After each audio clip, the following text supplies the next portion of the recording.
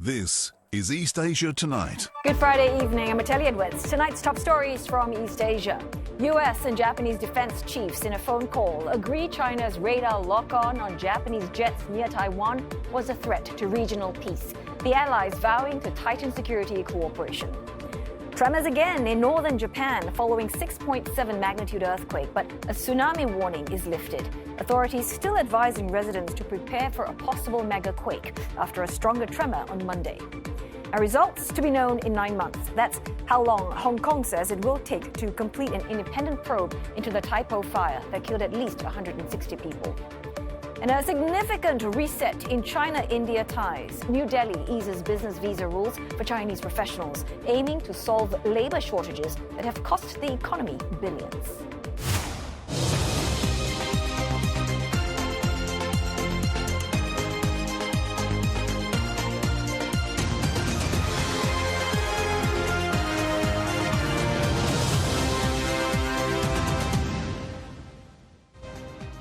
Ahead on the bulletin, has the electric vehicle boom hit a speed bump? A new survey suggests half of global buyers are moving back to traditional combustion engines.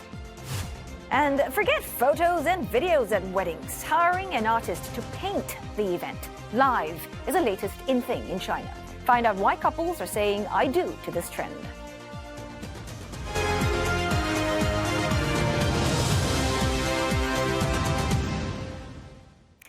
Defense chiefs from the U.S. and Japan say that Beijing's recent military actions are, quote, not conducive to regional peace, as the allies reaffirm their close ties in a phone call discussing Chinese military activity in the Indo-Pacific region.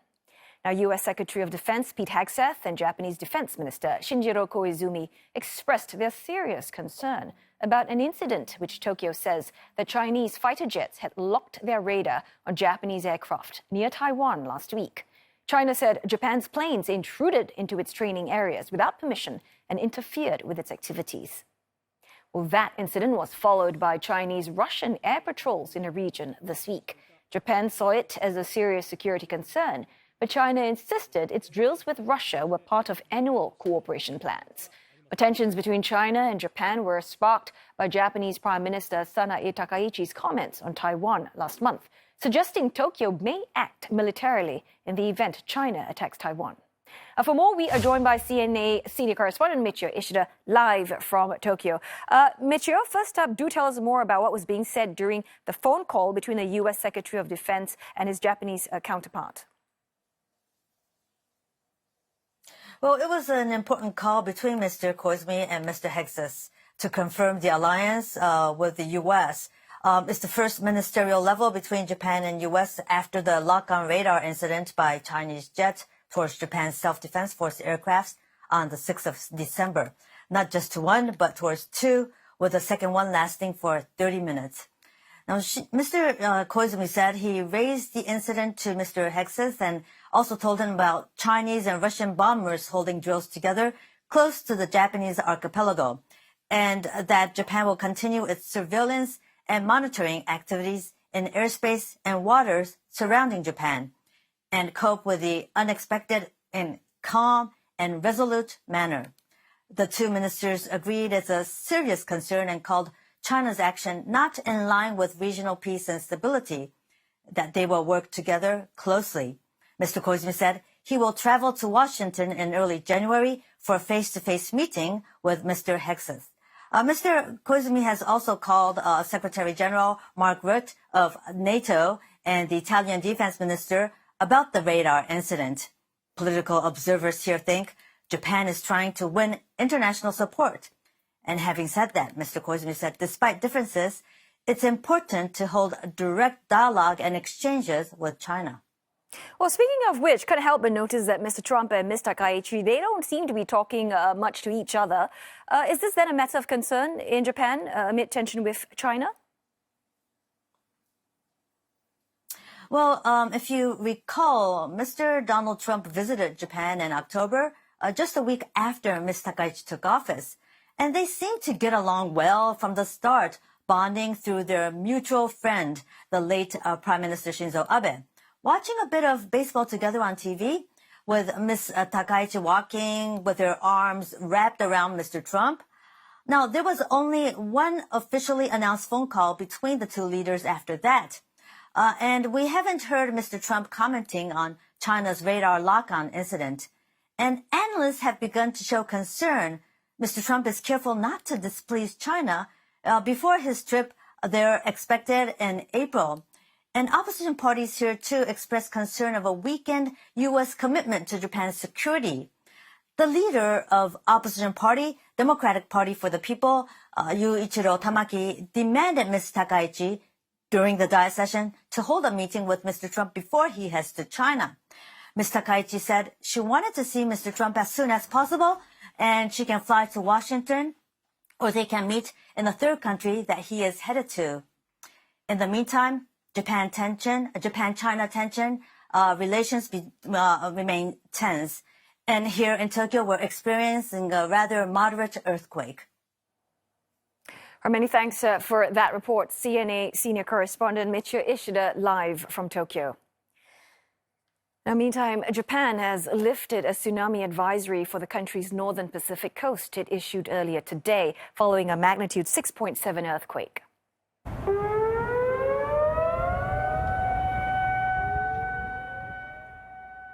Well, the Met Agency this morning warned that tsunami waves of up to 1 meter could strike the Pacific coast of Hokkaido, Aomori, Iwate, and Miyagi prefectures.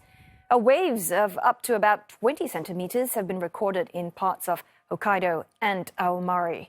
Residents in coastal areas have been urged to move inland as a precaution.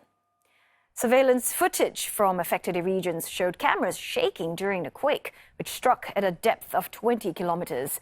The latest quake follows a stronger 7.5 magnitude tremor earlier this week that injured at least 34 people. Authorities had urged residents to stay alert for further seismic activity, noting a slight increase in the risk of a magnitude 8 level quake and possible tsunami risk Chiba to Hokkaido prefectures. Some 180 municipalities have also been called on to review emergency preparedness, as officials stress that the advisory is precautionary, not a prediction. Hong Kong Chief Executive John Lee says that his government aims to complete its probe into the deadly Tai Po fire within 9 months. The blaze that ripped through 7 high-rise residential towers last month killed at least 160 people and displaced thousands of residents. 必須讓獨立委員會有最大嘅自主能力，佢自己可以主導嗰個審視嘅程序係點樣做，盡快去做。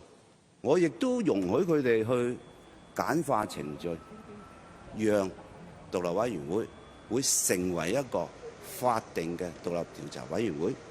咁樣嘅好處就係既靈活、既簡化程序，又喺需要嘅時候先至運用法律程序去攞行使法律權力去攞我哋嘅資料同埋事實。Judge David Kok, who chairs the city's Electoral Affairs Commission, has been appointed to lead an independent review committee. All findings are to be made public. Now, Mr. Lee says that the government will fully support the committee's work and will make use of investigative powers of various departments to help gather evidence. Authorities say substandard building materials, including scaffold netting that did not meet safety standards and foam panels covering windows, contributed to fueling the fire. Criminal and corruption probes into the blaze have also been launched. A top Chinese diplomat, Wang Yi, is set to begin a 6-day trip to the Middle East that will take him to the UAE, Saudi Arabia, and Jordan. Bilateral relations, the Middle East situation, are expected to top the agenda. Beijing in recent years has been strengthening its trade and diplomatic ties with the region. 中方期待通过此访夯实同三国政治互信，深化发展战略对接，拓展各领域交流合作，进一步密切多边协作，推动中国同三国关系迈上更高水平。 For more insights into China-Middle East ties, let's bring in Jing Lin, a research fellow at the Middle East Institute, National University of Singapore. Thanks, Dr. Lin, for joining us today. First up, let's just start with the itinerary itself, right? I mean, why do you think Beijing has chosen UAE, Saudi Arabia, and Jordan? What is that list telling us about China's priorities in the region right now? Okay, Saudi Arabia, the UAE, and Jordan are all key members of the Arab League and represent different pillars of the regional order. Saudi Arabia is one of China's most important energy partners in the Gulf, and the UAE is both a financial hub and a logistics gateway linking the Middle East with Asia and Europe. Jordan represents a politically moderate Arab state with very strong diplomatic networks. So together, these countries give China access to energy security, economic connectivity, and diplomatic outreach. So I would say the selection suggests that Beijing's priority is not only about crisis management per se, but to maintain broad, balanced relationships and that support long-term economic and political engagement across the Arab world. And of course, it's also about setting up a bigger stage next year because China's foreign ministry itself says that, this trip is about preparing for the China-Arab States Summit. So if we actually try and read between the lines here, what kind of communication and coordination is Wang Yi really seeking from these three governments? And how central does Beijing want them to be at that summit? Yeah, the visit is all about shaping the agenda for next year's summit. China will host the second China-Arab States Summit.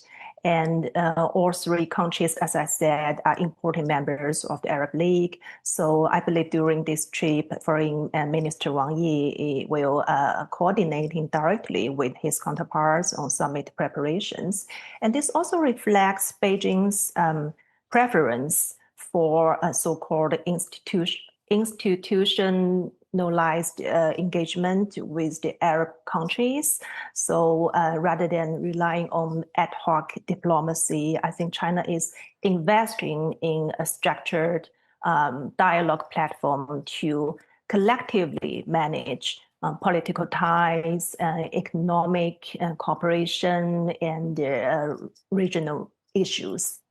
And of course, that takes us to the bigger question of what China actually wants to be in the region, given the ongoing conflicts and tensions in the Middle East. What do you think? What exactly is the role China is trying to carve out for itself here? And based on those roles, do you see some of the limits that China has? Well, China wants to be seen primarily as a force for stability, predictable external partner in the region. And unlike the United States, which is often viewed in the region as heavily security focused, China always speaks about dialogue, development, and non-interference. And actually, this approach is quite attractive to some of the Middle Eastern countries because they don't want to see any more chaos in the region. But at the same time, China presents itself as a long-term economic partner rather than a crisis actor. So the message here is that Beijing is there to support development and connectivity, not to reshape regional politics or impose security arrangements. But the limits is also obvious, is that the regional countries still rely on the U.S. Security guarantee.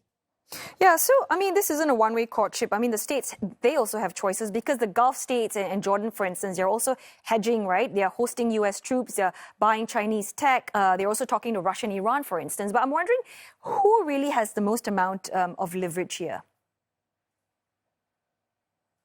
Well, I think the relationship between these countries is transactional and pragmatic. So Middle Eastern countries today are more confident, more diversified economically, and more experienced in managing major powers. They actively shape the terms of engagement with China, just as they do with the US and Europe. And China needs access to energy markets, transport corridors, and political stability. So this will give regional states, the Middle Eastern states, some space to negotiations. So it is less about leverage or dominance. It's more about a mutual calculation. Okay, so pragmatism, I hear what you're saying there, but let's just zoom out and look at what this means for East Asia. Because if China, it becomes very powerful in the Middle East, could it one day perhaps, use that power to make life harder for countries maybe like Japan or South Korea when they disagree with Beijing, whether it's got to do with Taiwan issues or South China Sea? Well, from my point of view, I think East Asian countries should pay close attention because their energy security is directly tied to Middle Eastern stability. So China, Japan, South Korea, and all the others all depend heavily on Middle Eastern energy supplies. And any disruption in the region will affect supply chains, prices, or inflation across East Asia. So China's growing diplomatic and economic role in the Middle East may influence the dynamics of energy routes, infrastructure, or crisis responses. Even if China for now does not act as a security provider, it still influences regional situation. And that actually matters to East Asian economies. Well, many thanks for your sharp analysis of what's really at play in China's Middle East push. Thank you for that. Jing Lin, Research Fellow at the Middle East Institute, NUS. All right, on that note, we are going to go for a short break now, but coming up next on East Asia tonight, Japan rallies its corporate giants. More than 20 companies are making fresh investments in chipmaker Rapidus, backing the nation's drive to produce advanced chips at home. And Taiwan powers up its biggest AI supercomputing hub, cementing its position as a key link in the world's AI supply chain.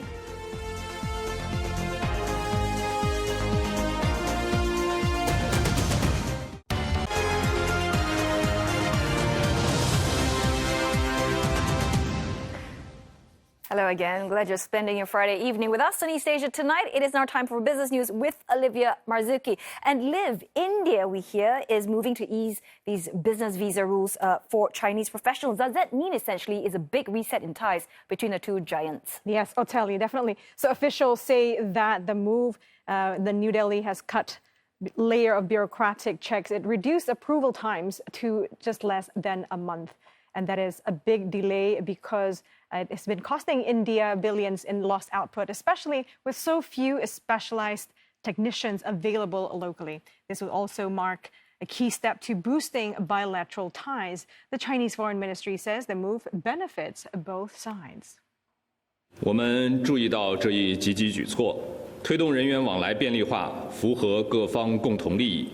中方愿同印方保持沟通与协商，不断提升两国往来便利化水平。 India has tightened scrutiny on most Chinese visits after deadly border clashes in 2020, widening its vetting of business visas beyond the home and foreign ministries. According to a think tank, the tougher regulations led to production losses of about $15 billion over 4 years for Indian electronic makers, which import key machinery from China. The removal of red tape comes after the Indian Prime Minister Narendra Modi visited China this year for the first time in 7 years, meeting Chinese President Xi Jinping and discussed ways to improve ties. New Delhi has been seeking ways to improve overall business environment and lure foreign investment after the Trump administration slapped Indian goods with 50% tariffs. And China's top leaders are promising more proactive fiscal policies in a fresh bid to boost consumption and investment in the world's second-largest economy. The official readout from the Central Economic Work Conference says authorities will uphold an appropriate fiscal deficit, manage overall debt and spending levels, tighten scientific fiscal oversight, and also refine how public funds are being allocated. Well, Beijing also committed to deploy monetary tools such as cuts to interest rates and bank reserve requirements to maintain ample liquidity in the financial system.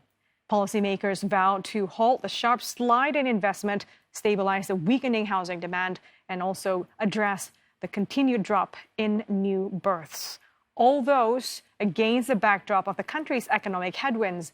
The annual conference, attended by President Xi Jinping, sets China's economic priorities for the year ahead. And Greater China markets ending the final trading day of the week on a high note after policymakers reaffirmed their support for growth.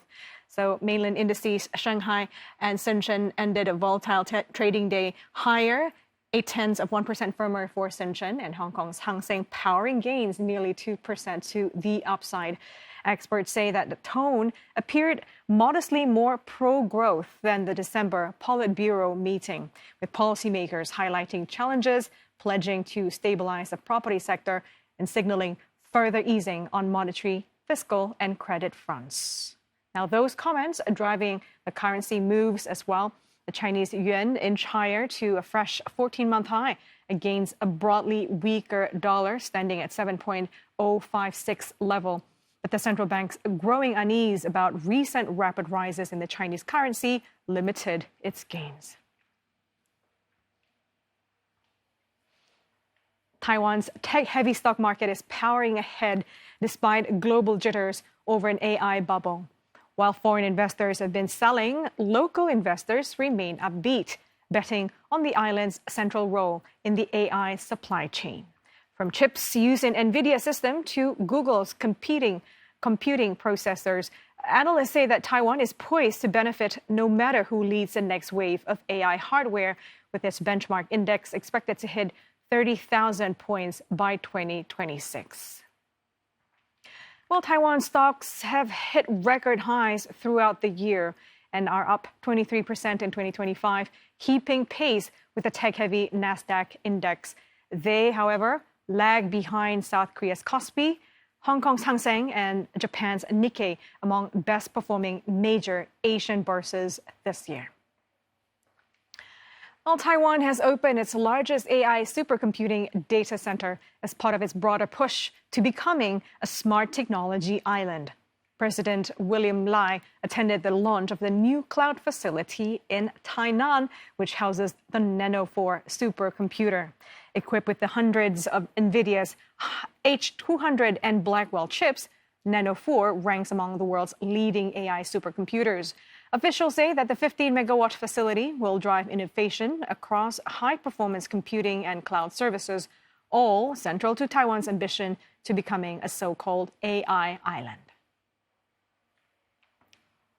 Swan Tek-kin, head of research at UOB, explains why he's still upbeat on AI growth, despite renewed concerns about the sector's inflated valuations. The concerns have been for the past little while about valuations being too high or stretched for these type of companies. So last night, the results from Oracle add on to the fire of this sort of thinking about whether tech sector is overvalued because the results, the earnings didn't come in as expected. So I think for those valuations that are based on earnings coming in with all the investments that have been going on, for example, the capex. I think with all these capex numbers and the earnings, if they are not coming in, that I think casts doubt on the valuation. But I would see that this is only one single company. We have to see others. Are they behaving, having the same sort of issues, or is it just a specific company sort of issue? At this stage, I think we are in the infra built stage. Of course, I think earnings have to be coming in sooner or later. But at this stage, I think the capex requirements or investment requirements will be very high. And we can see the promises of AI that can, for example, increase productivity and companies improving cost structure and those other benefits that we'll be getting from AI. Advancement. So that is, I think, a promising future. And for example, today's this Disney and Sora joint venture, I think that also shows the promises of this AI can bring. So at this stage, I think the infrastructure is continue to be built to hopefully reap benefits down the road, and the promises look quite great at this point. More than 20 top Japanese corporations, including Canon and Honda, are putting fresh money into advanced chipmaker Rapidus, a new push to revive domestic production of cutting-edge semiconductors. Existing shareholders like Sony are adding funds as well, according to a Nikkei report. Financial giants like MUFG, SMBC, and Mizuho also plan to inject up to $160 million and have hinted they could extend some $13 billion in loans starting 2027. All of this is pushing Rapidus closer to its goal of raising about $830 million in private investment this fiscal year. The young company is aiming high. It wants to mass produce the world's most advanced 2-nanometer chips in the next couple of years. And to get there, the chipmaker will need around $45 billion in funding by 2031. Tokyo has already pledged roughly $19 billion in support. And despite all the financial backing, Rapidus has lots to figure out, from finding customers to proving it can produce chips at large scale, especially as the global AI race heats up. And that's all I have for you for this Friday. Back to you, Telly. Thanks so very much for that, Olivia. Well, time now for another break. But coming up on East Asia tonight, the EV boom is losing charge, with a survey revealing that half of global buyers drifting back to gas and only 14% choosing full electric. We'll find out more about what's sparking the change after the break.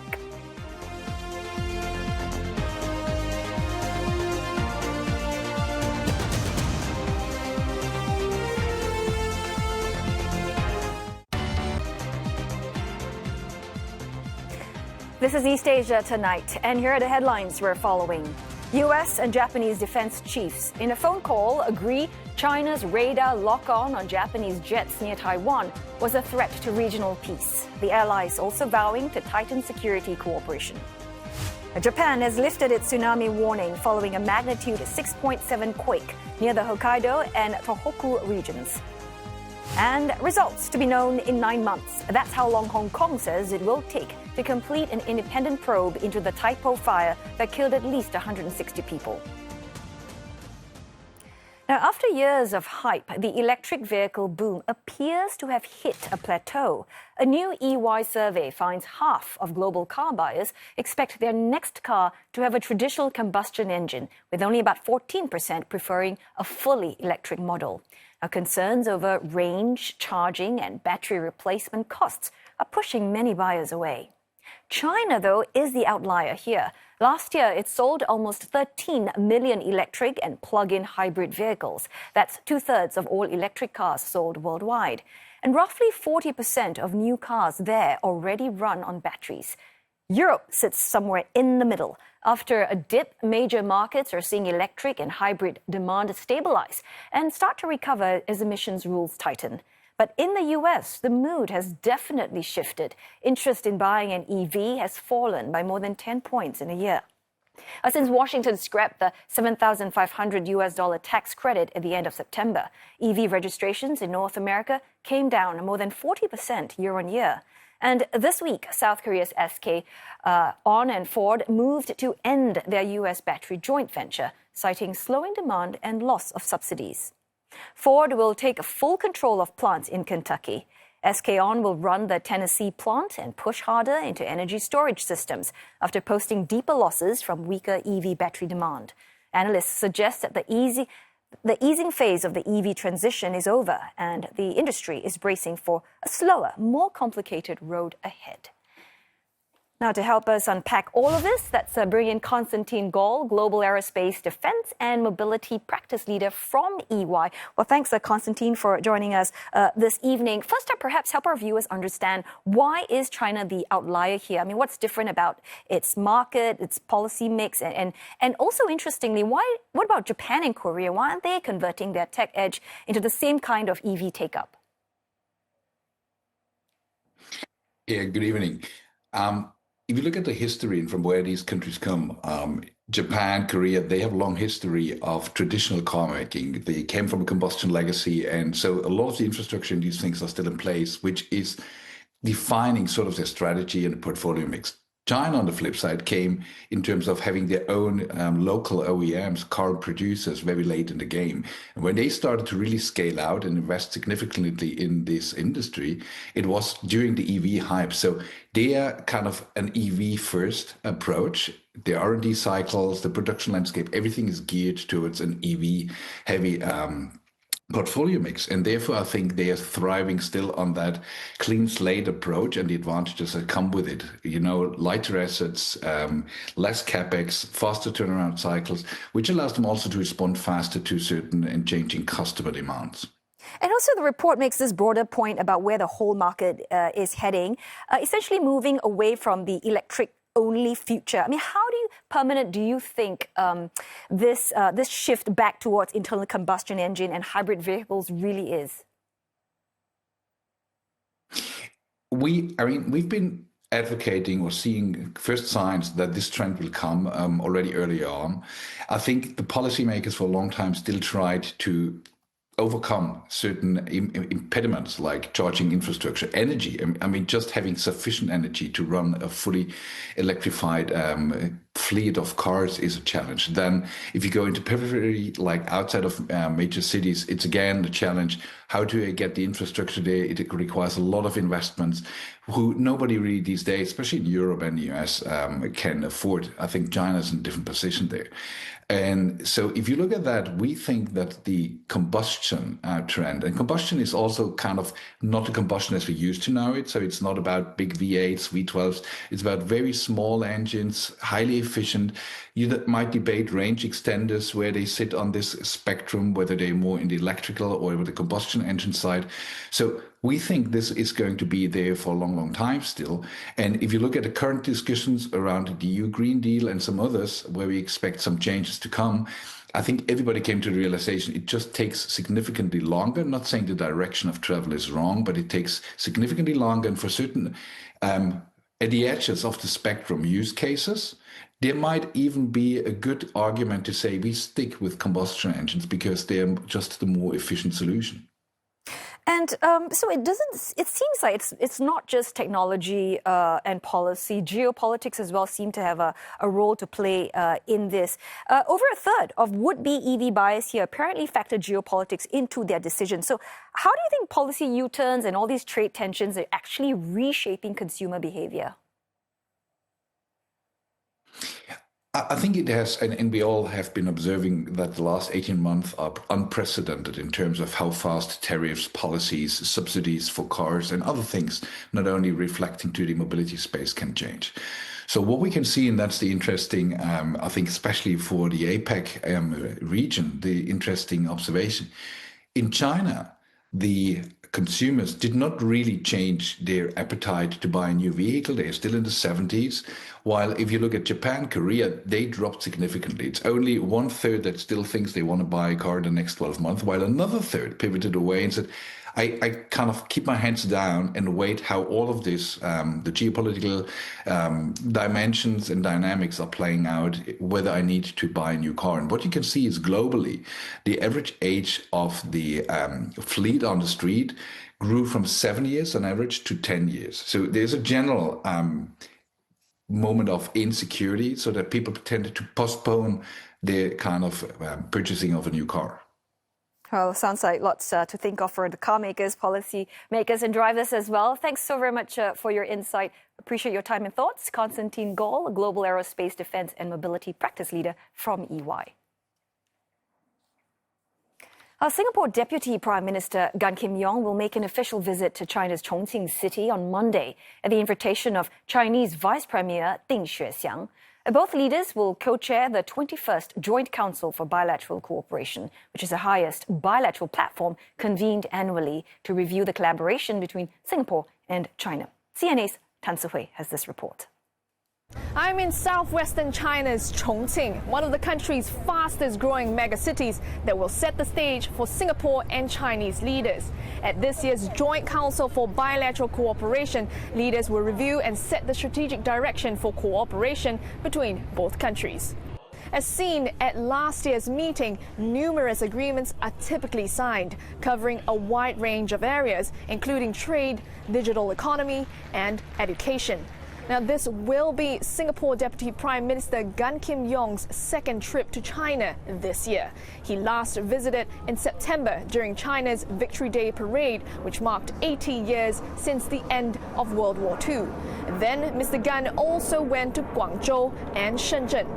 This visit comes amid a series of high-level exchanges as both sides mark several milestones, including 35 years of diplomatic ties this year and the 10th anniversary of the Chongqing Connectivity Initiative, the third government-to-government project between both countries. Mr. Gan will visit sites featuring the project's initiatives as well as meet Chinese leaders, including Chinese Vice Premier Ding Xuexiang and Chongqing's Communist Party chief Yuan Jiajun. On this trip, Mr. Gan is accompanied by Singapore leaders, including Foreign Affairs Minister Vivian Balakrishnan, Digital Development and Information Minister Josephine Teo, Education Minister Desmond Lee, and Manpower Minister Tan Xi-ling. Tan Sihui, CNA, Chongqing, China. Coming up next on East Asia Tonight, we look at what China is doing to get more couples to tie the knot and have babies to stave off a declining population. And as for those getting hitched, snapshots are old news. Live wedding painting is now slowly taking China by storm. Details in just a moment.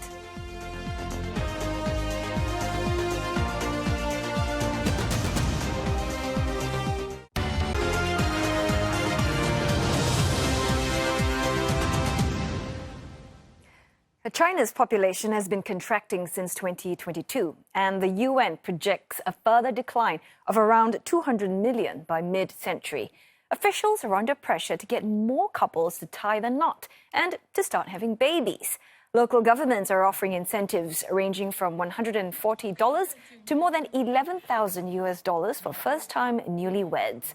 Registration offices have also been set up around scenic spots, music festivals, and other places. Incentives don't stop at marriages, with some regions offering up to $17,000 for couples who have a child after a year of marriage. China is also set to impose a 13% tax on contraceptives from next year. The push comes as first marriages fell to 9.17 million in 2024, and births dropped to just 9.54 million. The decline underscores the scale of China's demographic slide, even after the brief baby uptick in 2015, following the end of the one-child policy. For more, we are joined now by CNA senior correspondent Tan Yuguan, reporting to us live from Shanghai. Yuguan, how significant can we expect these new initiatives to be actually influencing people's decisions to marry or even have children? Well, not sure how well the condom tax would work, but social media is certainly having a field day dissing on the tax on contraceptives.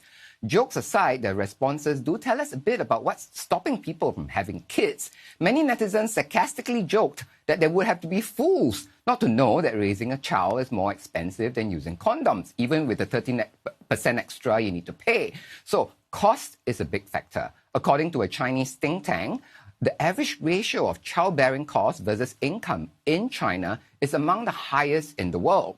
In that study, it was found that the cost of raising a child in China is over 6 times per capita GDP. Well, it's better than South Korea at nearly 8 times per capita GDP, but worse than Japan's 4 times per capita GDP, and far, far worse than Australia's 2 times per capita GDP. So it's no surprise that China's birth rate stands at 6.4 births per 1,000 people. South Korea is even lower at around 4.5 or so, while Australia, where raising a child is relatively cheaper, stands at 10.8 births per 1,000 people. So, to be fair, to the Chinese government, it's not so much that they are imposing a tax on contraceptives, but rather they are stopping the tax exemption for such products. In fact, condoms in Singapore and Malaysia, for example, are taxed like all other goods. Since contraceptives no longer align with government direction to boost population, Beijing is merely removing the indirect subsidy. Meanwhile, Beijing has introduced a series of subsidies to help parents of young kids. They include a nationwide childcare subsidy program offering $500 per year for each child under age of 3. That's nearly 1/10 of disposable income per capita. Now, resorting to, taxing contraceptives, that's one thing, Yuguan, but really quite a lot's at stake here for China, right? If birth and marriage rates keep falling. Well, China is really looking at a demographic time bomb. According to the National Bureau of Statistics, in 2024, 9.5 million babies were born in China, about 1/3 fewer than just 5 years ago. Last year, China's population fell for the third straight year, a decline of nearly 1.4 million people. It's expected to fall again this year. Meanwhile, the proportion of elderly folks is rising rapidly. Already 22% of the population is aged 60 or over. In 10 years, it is forecast to exceed 30%. Population aging is a universal global phenomenon, but two things stand out for China. One, the speed of aging is one of the fastest ever seen among major economies. Two, it is taking place at a much lower income level. An important demographic indicator is the proportion of those aged 65 and above. When it exceeds 7%, the society is defined as aging population. Aging society. When it goes over 14%, it's an aged society. France took 115 years to go from aging society to an aged society. Sweden took 85 years. China, just 36 years. This speed of aging is historically rare. What's more, when other developed countries entered an aging society, their per capita GDP were higher. For example, when compared to Japan in 1970, China is entering an aging society in 2000 at an income level, when corrected for inflation, that is 10 times lower. In a nutshell, China is aging faster at a poorer income level than any other major country. Oteli? Well, many thanks for that report. CNA senior correspondent Tan Yuguan live from Shanghai. Now, forget photos and videos. Some couples getting hitched in China are also getting live paintings of their big day. CNA's Money Mind takes a look at how one freelancer is banking on the trend. January earns up to $7,000 a month, painting love stories in real time. Some couples hire photographers at their wedding. Others want something no camera can capture. An artist who turns their wedding day into a masterpiece live right before their eyes. And they're willing to pay for it.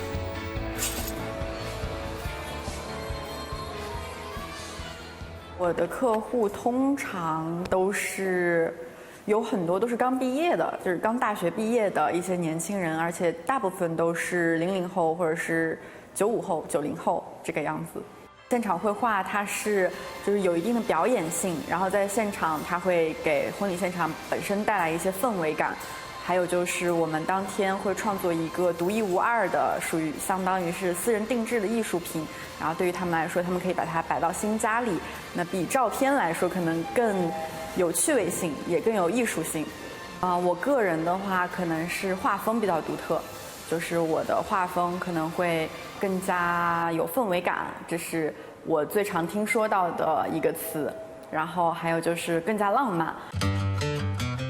Her fee starts at $850 and can go up to $2,800.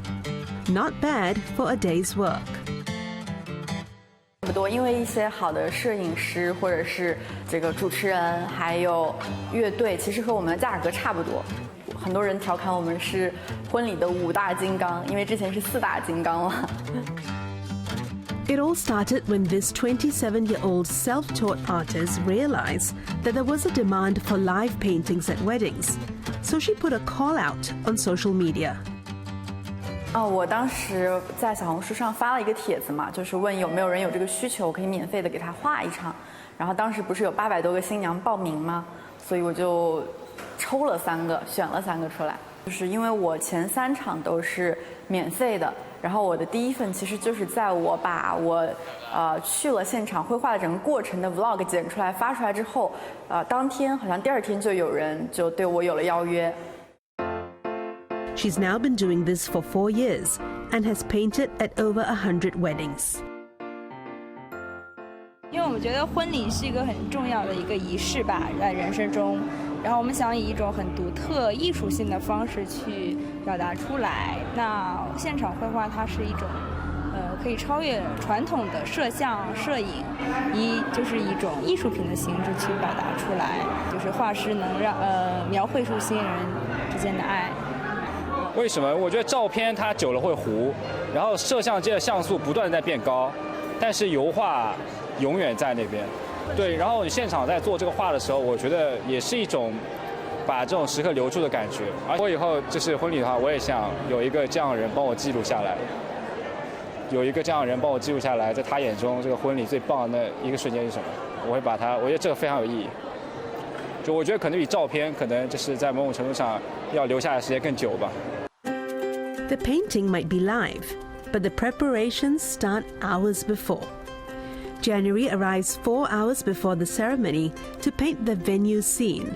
Sometimes she even preps the night before. 现在就是在做我们第一步上底胶，有的时候上底胶这一步可能是我提前一天晚上就上好了，然后这个是今天现场可以上一下。This artwork is live, so are the surprises, and some come with unexpected costs. 我们现场绘画每一次它都会遇到很多突发状况，比如说时间不够，或者是说我们现场灯光不太好，或者是说就是有个小朋友过来把你的水打翻了，或者等等等等，就有很多很多突发状况。我自己最害怕的事情就是时间不够，然后就是现场灯光很差，因为如果现场灯光很差，我基本上我就是摸黑画画，或者是说它会很干扰我去画画。我会看不清颜色，或者是根本就不知道我的笔在哪里，就是它那个笔尖怎么和这个画布去触碰到的我都不知道，就是只能靠蒙。然后画完之后在那个光线下一看，就会和我想象中的非常不一样。It may look effortless, but it doesn't come cheap. A single tube of oil paint can cost more than 200 yuan, and one canvas can use several. There's also travel and courier costs to be covered. 还有比较担心的就是我害怕物流出问题，就是如果我要去别的城市或者是别的地方，我提前去购买了一些东西，万一它没有到，我非常害怕这一点，因为之前发生过好几次。Today, she makes triple what she used to as a freelance illustrator. But while live painting is lucrative, it's also an unstable source of income. During peak periods, she can have up to 20 bookings a month. That dwindles to 0 in slow months. So she's diversifying her income streams. She started by teaching painting during the off-season. Now, her art studio has up to 50 students and 6 signed artists. 反正就很早就有这个想法了，因为我会觉得它是一个低投入高回报，而且它是一个非常幸福的职业。Moving ahead, she wants to build up live painting into a brand. January has mastered more than just painting. She's mastered the art of business. By pricing her talent, managing her costs, and growing her brand, she's proving that creativity can be both beautiful and bankable. And you can catch more episodes of CNA's Money Mind on YouTube, MeWatch, and CNA.Asia. And that wraps up this Friday's edition of East Asia Tonight. Don't forget your headlines anytime at CNA.Asia. And you can always find us on Facebook and YouTube. Have a good weekend.